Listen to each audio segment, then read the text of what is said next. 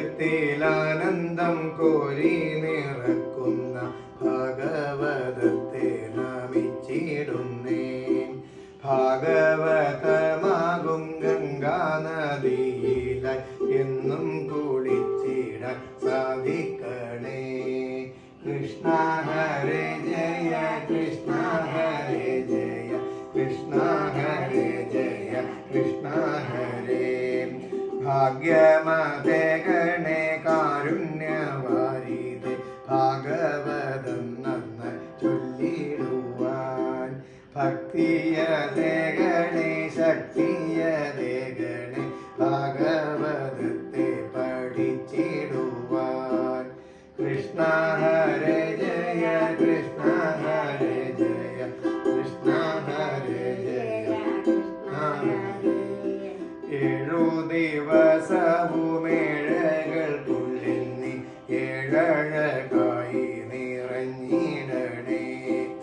അഷ്ടാദശ സഹസ്രങ്ങളാം ഗ്രന്ഥങ്ങൾ അടിയന്റെ ഉള്ളിൽ തിളങ്ങണമേ.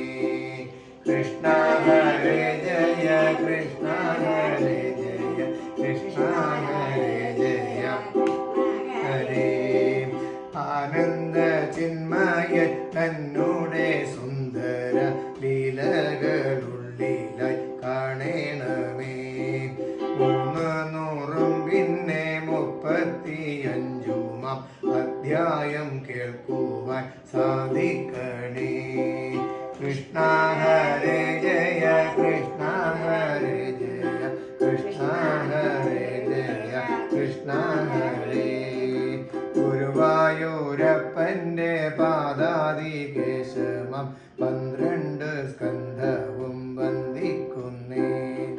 വ്യാസനെയും വ്യാസപുത്രനാം ശ്രീശുക ബ്രഹ്മർഷിയെയും നമസ്കരിക്കാം. കൃഷ്ണ ഹരേ ജയ ഹരേ ജയ കൃഷ്ണ ഹരേ ജയ കൃഷ്ണ ഹരേ. ജ്ഞാനവൈരാഗ്യ ചിറകുമുളച്ചിട ആചാര്യപാദം നമസ്കരിക്കാം. സംസാര സാഗരെ ചൊല്ലി നമുക്കീ യജ്ഞത്തിലർപ്പണം ചെയ്തിരിക്കാം.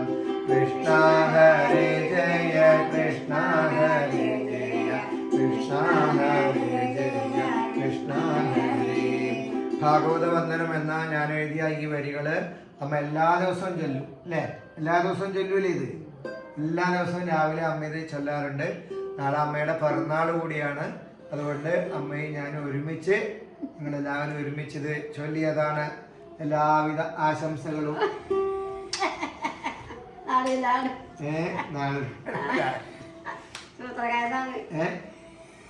സൂത്രക്കാരനാണ്.